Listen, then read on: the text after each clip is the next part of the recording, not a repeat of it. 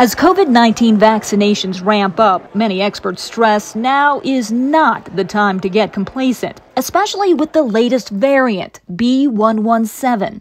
Very certainly the prevalence of B.1.1.7 is higher than OHA is reporting. Brett Tyler has been tracking the variants. Today, he and a panel of experts from Oregon State University answered questions about the new variant and vaccinations.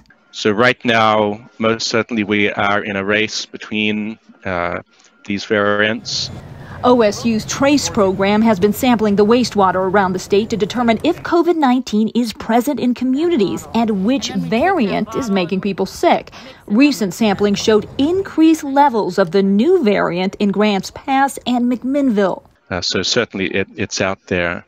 The emergence of the new variants no doubt emphasized the importance of accelerating the vaccination process, but the experts say allowing everyone to get a vaccine right now is not necessarily the answer. Because if you open it up to everyone, who's going to have, in practical terms, who's going to have easier access? People that look like me, people that have computers, that have transportation, and cell phone notifications and the like. Courtney Campbell is an expert in medical ethics at OSU. He says currently no state has enough vaccines to give them to everyone. As a result, he believes those with limited resources are going to be left out. We've got an issue in the state of Oregon that 13% of our population is Latinx, and only 5% of that population has received the vaccines. The experts say when it comes to vaccinations, putting equity above privilege will be key to getting that necessary herd immunity.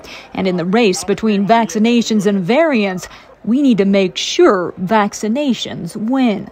And everything we can do to give the vaccination program help in getting ahead, we should be doing, whether that means slowing the opening of schools. I leave that to the policymakers.